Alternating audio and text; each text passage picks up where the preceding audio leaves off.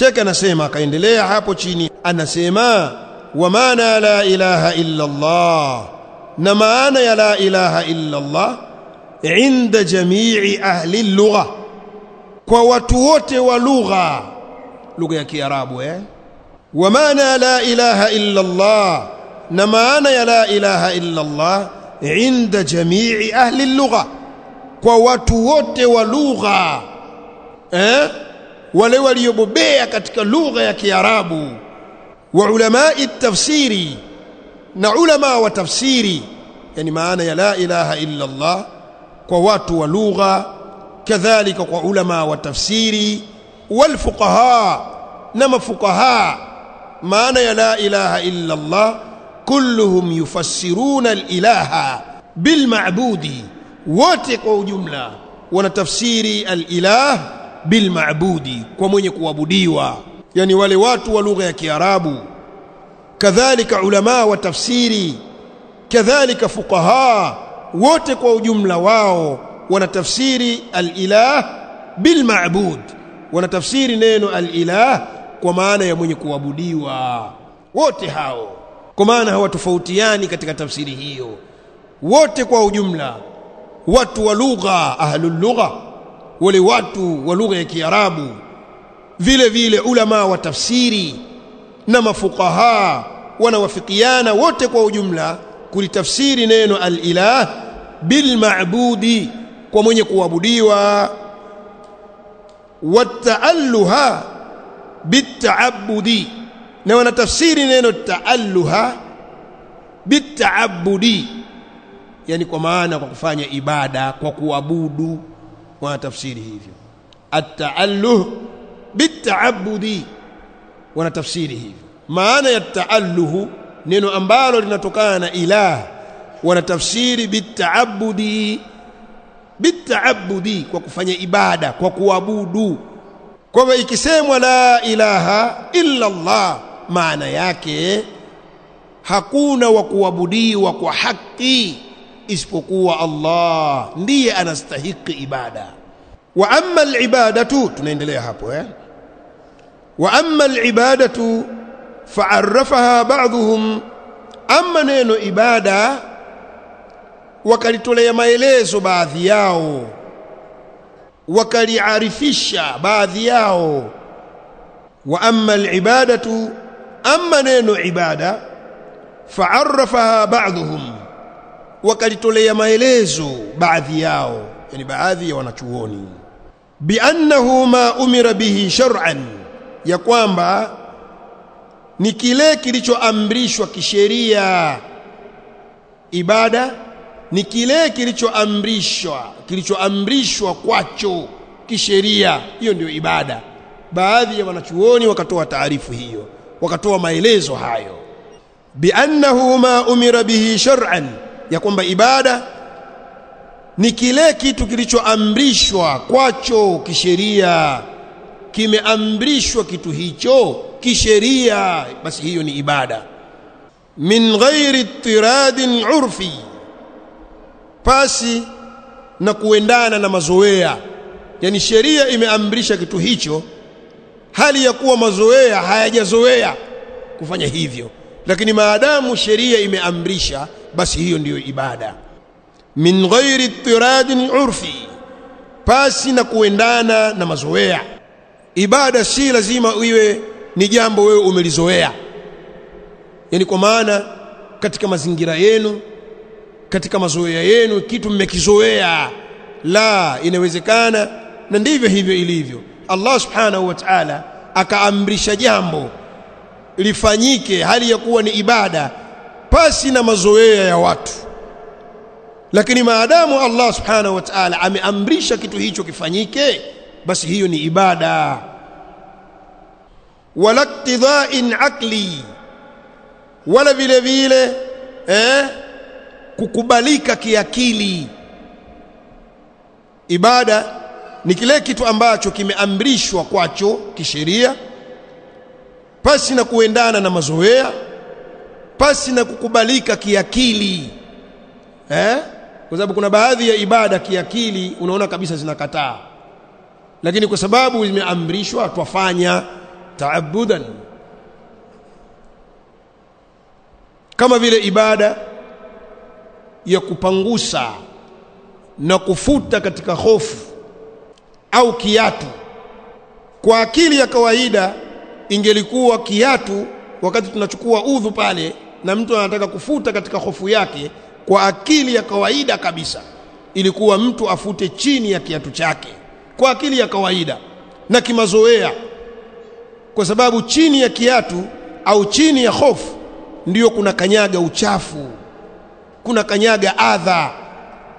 Lakini kwa sababu Allah subhanahu wa ta'ala kupitia katika ulimi wa mtume wake ameamrisha hofu ifutwe juu na wala sio chini, basi tunafanya hivyo hali ya kuwa ni ibada, hata kama akili haikubali, lakini tunafanya hivyo. Ndiyo Sheikh anasema walaktidha'in aqli, pasi na kukubalika kiakili. Yani ibada ni lile jambo ambalo sheria imeamrisha jambo hilo bila ya kuendana na mazoea wala kukubalika kiakili. Hata kama akili yako haikubali, lakini maadamu tumeamrishwa, basi wefanya tu hali ya kuwa ni ibada. Qala wal ma'thuru 'ani salaf, Sheikh anasema na kilichopokelewa kutoka kwa waliotangulia. Wal ma'thuru 'ani salaf, na kilichopokelewa kutoka kwa waliotangulia, yani wale wema waliotangulia. Tafsirul ibadati bitta'a, kilichopokelewa ni kuitafsiri neno ibada kwa ta'a, yani kule kufanya ta'a ni ibada. Wal ma'thuru 'ani salafi, na kilichopokelewa kwa salaf, tafsirul ibada bitta'a, kuitafsiri ibada kwa maana ya ta'a, yani ta'a yoyote utakayoifanya basi jua unafanya ibada.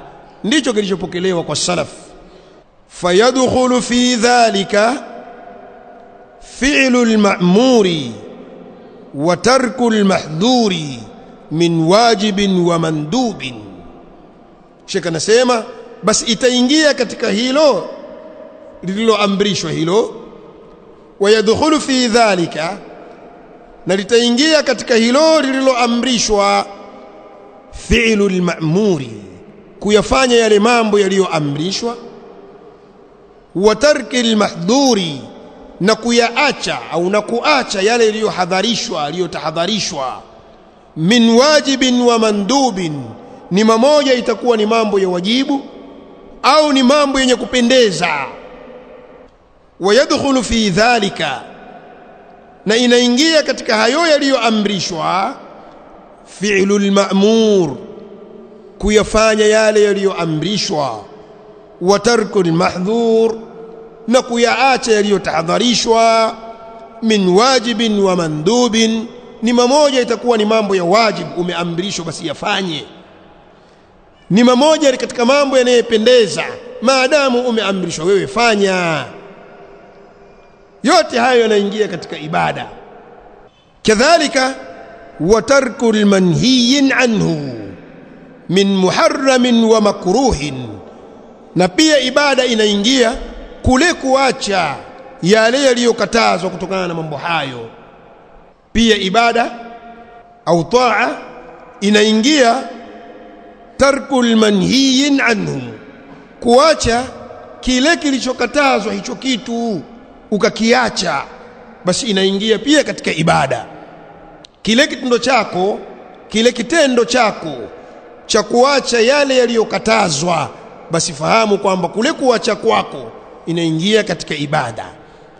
Min muharramin wa makruhin, katika mambo ya haramu, yani kuyaacha mambo ya haramu na yale mambo yenye kuchukiza. Ukiyaacha hayo, fahamu umeacha hali ya kuwa umefanya ibada. Min muharramin wa makruhin, katika mambo ya haramu na mambo yenye kuchukiza. Ukiyaacha mambo hayo, basi wewe umefanya ibada.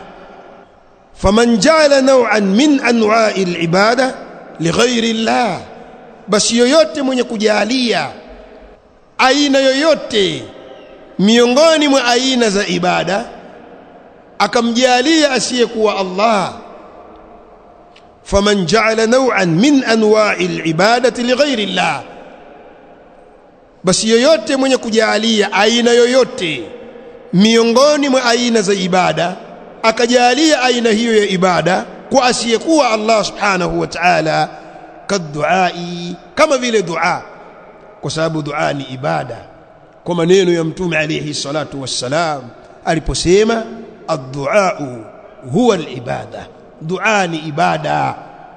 Kwa hivyo mtu yoyote akajalia aina yoyote miongoni mwa aina za ibada, akajalia aina hiyo ya ibada kwa asiyekuwa Allah subhanahu wa ta'ala, kama vile dua wasujudi, na kama vile kusujudu, wadhabhi, kama vile kuchinja, yani ukamsujudia asiyekuwa Allah na ukamchinjia asiyekuwa Allah, au ukachinja si kwa ajili ya Allah, wanadhir, na kuweka nadhiri, ukaweka nadhiri kwa asiyekuwa Allah subhanahu wa ta'ala, wa ghairi dhalika, na yasiyokuwa hayo, fahuwa mushrikun, basi mwenye kuyafanya hayo ni mushriki. Ukajalia ibada miongoni mwa ibada kwa asiyekuwa Allah, kama vile ibada ya dua, ukaelekeza dua kwa asiyekuwa Allah, kama vile ibada ya sijda ukasujudu kwa asiyekuwa Allah, kama vile ibada ya kuchinja ukachinja si kwa ajili ya Allah, kama vile ibada ya nadhiri ukaweka nadhiri wewe kwa asiyekuwa Allah, wa ghairi dhalika, na zisizokuwa hizo katika ibada, fahuwa mushrikun, basi mtu huyo ni mshirikina. Ukielekeza ibada hizi zote na zinginezo kwa asiyekuwa Allah subhanahu wa ta'ala, basi fahamu kwamba mtu huyo ni mushriki. Shaka nasema wala ilaha illa Allah, tuendelea hapo. wala ilaha illa Allah mutadhamminatun lilkufri bima yu'badu min dunihi, neno la ilaha illa Allah linafungamana na kukanusha na kupinga bima yu'badu min dunihi, kwa yale yote yanayoabudiwa kinyume chake Allah subhanahu wa ta'ala. wala ilaha illa Allah, na la ilaha illa Allah mutadhamminatun lilkufri bima yu'badu min dunihi, neno hilo linafungamana na kupinga na kukanusha vile vyote vinavyoabudiwa kinyume chake Allah. Hiyo la ilaha illa Allah inapinga na kukanusha kabisa vile vinavyoabudiwa kinyume na Allah subhanahu wa ta'ala. Lianna maana la ilaha illa Allah, kwa sababu maana halisi ya la ilaha illa Allah ithbatul ibadati lillahi wahdah, ni kuthibitisha ibada kwa Allah subhanahu wa ta'ala peke yake. Lianna maana la ilaha illa Allah, kwa sababu maana ya la ilaha illa Allah ithbatul ibadati lillahi wahdah, ni kuthibitisha ibada kwa Allah subhanahu wa ta'ala peke yake. Wal bara'atu min kulli ma'budin siwa, na kuwa mbali na kujitenga kando, kujiweka mbali, min kulli ma'budin, katika kila chenye kuabudiwa, siwa, kinyume na Allah subhanahu wa ta'ala. Hiyo ndo maana halisi ya la ilaha illa Allah, kuthibitisha ibada. Maana yake ni kuthibitisha ibada kwa Allah subhanahu wa ta'ala peke yake, na kuwa mbali, wal bara'atu, na kuwa mbali na kujitenga kwa kila kile kinachoabudiwa kinyume na Allah subhanahu wa ta'ala. Wa hadha maana al-kufri bima yu'badu min dunihi, na hiyo ndiyo maana ya kukanusha na kupinga vile vyenye kuabudiwa kinyume na Allah. Wa hadha maana al-kufri, na hiyo ndiyo maana ya kukanusha na kupinga bima yu'badu min dunihi, kwa vile vinavyoabudiwa kinyume chake Allah subhanahu wa ta'ala.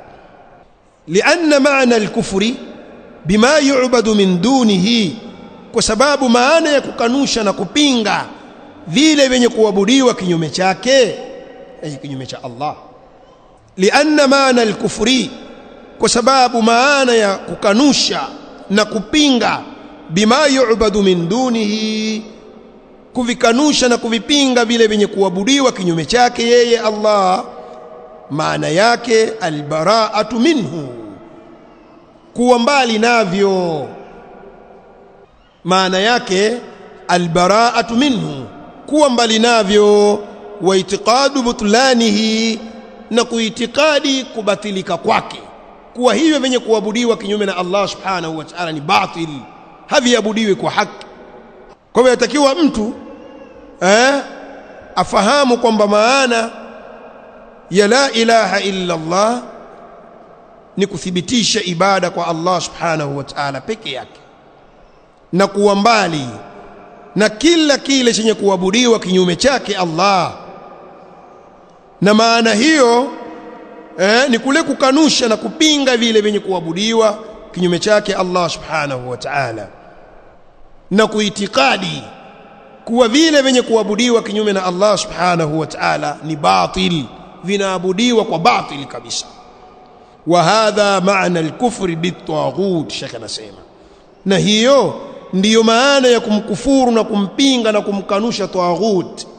Wa hadha maana al-kufri bit-taghut, na hiyo ndiyo maana ya kumpinga taghut ash-shaytan.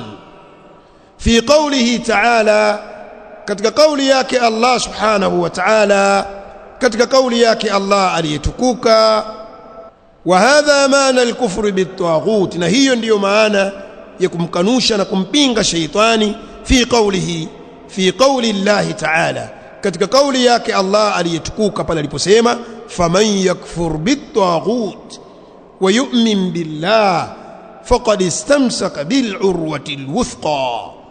Hiyo ndiyo maana halisi. Allah anasema faman yakfur bit-taghut, basi yule mwenye kumkufuru na kumpinga taghut shaytan, wa yu'min billah, na akamwamini Allah, faqad istamsaka bil-urwati al-wuthqa, kwa hakika mtu huyo ameshikamana na ile kamba iliyo madhubuti, ameshikamana na kile kishikio madhubuti kabisa. Kisha Sheikh akasema wat-taghutu ismun likulli ma'budin siwa Allah ta'ala, na taghuti ni jina la kila mwenye kuabudiwa kinyume na Allah subhanahu wa ta'ala. Wat-taghut, na taghut ismun likulli ma'budin, ni jina la kila mwenye kuabudiwa siwa Allah ta'ala, kinyume na Allah subhanahu wa ta'ala. Taghut ni jina la kila mwenye kuabudiwa kinyume na Allah subhanahu wa ta'ala, huyo ni taghut. Kama fi qawlihi subhanahu, kama ilivyokuja katika kauli yake Allah aliyetakasika. Kama fi qawlihi subhanahu, kama ilivyokuja katika kauli yake Allah aliyetakasika aliposema Allah walaqad ba'athna fi kulli ummatin rasula, kwa hakika tulipeleka katika kila umma mtume. Walaqad ba'athna fi kulli ummatin rasula, kwa hakika tulipeleka katika kila umma mtume. Ani'budullaha, mtume huyo akawa anawaambia watu wake muabuduni Allah wajtanibu at-taghut, na mjiepushe na ibada za kuabudiwa asiyekuwa Allah, kwa sababu taghut maana yake ni kila chenye kuabudiwa asiyekuwa Allah. Kwa hivyo mitume walikuwa wakitumwa kwa watu wao, wanawaambia watu wao muabuduni Allah subhanahu wa ta'ala, na mjiepushe na kila chenye kuabudiwa kinyume na Allah, ay mjiepushe na mataghut. Wala ilaha illa Allah, Sheikh anaendelea kusema hapo wala ilaha illa Allah laha ruknan, na hilo neno la ilaha illa Allah lina nguzo mbili. Wala ilaha illa Allah, na hiyo la ilaha illa Allah laha ruknan, neno hilo lina nguzo mbili. An-nafy wal-ithbat, kuna nguzo ya kupinga kukanusha, wal-ithbat, na kuna nguzo ya kuthibitisha. Nguzo mbili hizo, kuna nguzo ya kupinga na kuna nguzo ya kuthibitisha katika neno la ilaha illa Allah. Qala fala ilaha, kauli yako ukisema la ilaha, tanfi al-ibadata an kulli ma siwa Allah ta'ala.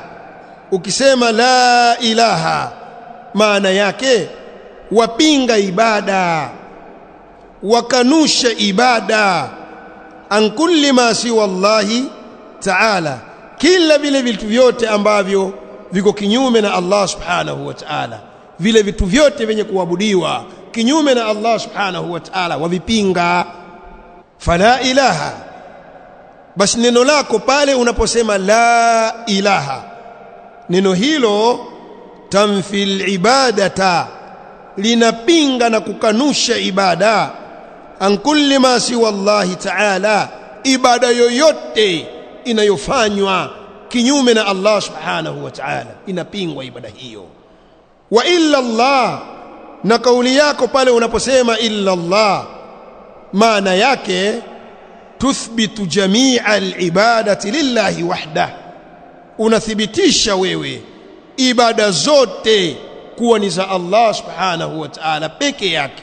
Wa illa Allah, na kauli yako unaposema illa Allah, tuthbitu jami'a al-ibadati lillah wahdah, unathibitisha wewe ibada zote kuwa ni za Allah subhanahu wa ta'ala peke yake.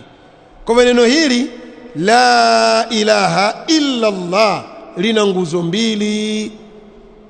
Nguzo ya kwanza ni kupinga na kukanusha ibada zote zinazofanywa kinyume na Allah, pasi na kuelekezewa Allah. Na ukisema illa Allah, ambayo ndio nguzo ya pili hiyo, maana yake unathibitisha wewe ibada zote kuwa ni za Allah subhanahu wa ta'ala peke yake. Kwa neno la ilaha illa Allah lifahamike lina nguzo mbili. Ukiulizwa wewe la ilaha illa Allah ina nguzo ngapi, basi watakiwa useme la ilaha illa Allah ina nguzo mbili. Nguzo ya kwanza ni ipi? Watakiwa useme nguzo ya kwanza ni an-nafyu, kule kupinga katika kauli yako unaposema la ilaha, hapana muabudiwa, unapinga wewe. Nguzo ya pili ni ile unaposema wewe illa Allah, kule kuthibitisha, unathibitisha ibada zote kuwa anastahiki Allah subhanahu wa ta'ala peke yake. Hizo ndizo nguzo mbili za la ilaha illa Allah. Tutakuja kuona masharti yake ya la ilaha illa Allah, lakini ifahamike kwanza la ilaha illa Allah ina nguzo mbili.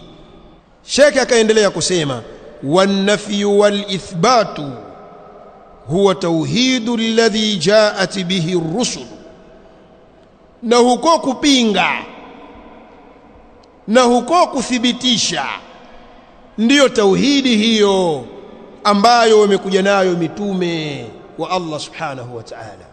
Wan-nafyu wal-ithbatu, na huko kupinga kuabudiwa asiyekuwa Allah, wal-ithbatu, na kuthibitisha ibada kwa Allah, huwa tauhidu, hiyo ndiyo tauhidi alladhi ja'at bihi ar-rusul, ambayo wamekuja nayo mitume. Mitume wote walikuja na tauhidi hiyo, tauhidi ya ibada, wakiwataka watu wao wamwabudu Allah subhanahu wa ta'ala peke yake na wajiepushe na ibada za kuabudiwa asiyekuwa Allah. Hiyo ndiyo tauhidi ya ibada ambayo wamekuja nayo mitume wa Allah subhanahu wa ta'ala kwa ujumla wao. Wa unzilat bihi alkutub, na ndiyo tauhidi hiyo vimeteremshwa vitabu kwa ajili ya tauhidi hiyo. Wa unzilat bihi alkutub, na vikateremsha vitabu kwa tauhidi hiyo, yani vitabu vya Allah subhanahu wa ta'ala kutoka mbinguni vimeteremshwa kwa ajili ya kulingania tauhidi hiyo. na mitume wa Allah wametimilizwa kwa watu wao kwa ajili ya kuilingania tauhidi hiyo ya ibada. Ay wa huwa ithbatul ilahiyya lillahi wahdahu, nayo hiyo ni tauhidi ya kuthibitisha ibada kwa ajili ya Allah subhanahu wa ta'ala peke yake. Hiyo ndiyo tauhidi walikuja nayo mitume na vikateremshwa vitabu kwa ajili ya tauhidi hiyo. Bi an yashhada an la ilaha illa Allah, kwa kushuhudia mtu kwamba hapana mola apasaye kuabudiwa kwa haki isipokuwa Allah.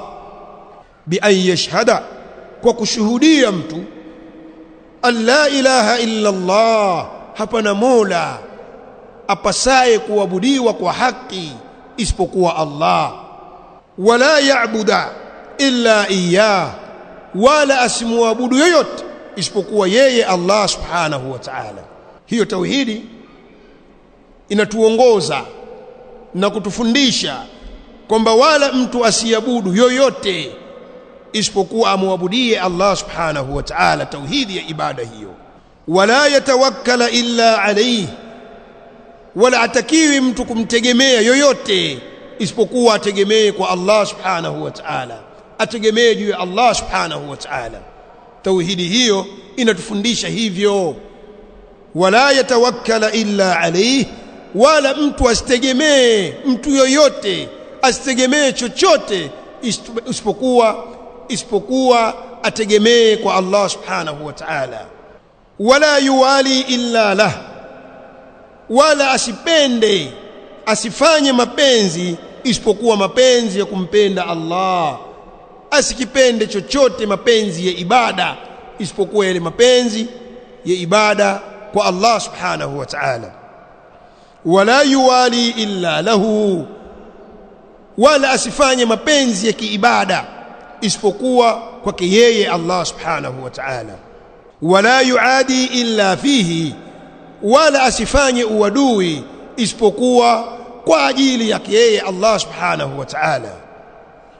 Wala ya'malu illa liajlihi, wala asifanye amali isipokuwa kwa ajili ya Allah subhanahu wa ta'ala. Wala ya'mal illa liajlihi, wala asifanye amali mtu yoyote isipokuwa afanye amali kwa ajili ya Allah subhanahu wa ta'ala. Walidhalika yatadhammanu at-tauhid alladhi ja'at bihi ar-rusul, na kwa hivyo ndiyo itafungamana ile tauhidi, yafungamana tauhidi ambayo wamekuja nayo mitume. Ukiyafanya hayo ndiyo utafungamana na ile tauhidi, ndiyo tauhidi waliokuja nayo mitume itafungamana, itakuwa tauhidi ya sawa. Walidhalika yatadhammanu at-tauhid alladhi ja'at bihi ar-rusul ithbatu ma athbatahu ta'ala li nafsihi, kwa hivyo itafungamana na ile tauhidi waliokuja nayo mitume, nayo ni tauhidi ya kuthibitisha kile alichojithibitishia Allah subhanahu wa ta'ala mwenyewe katika nafsi yake.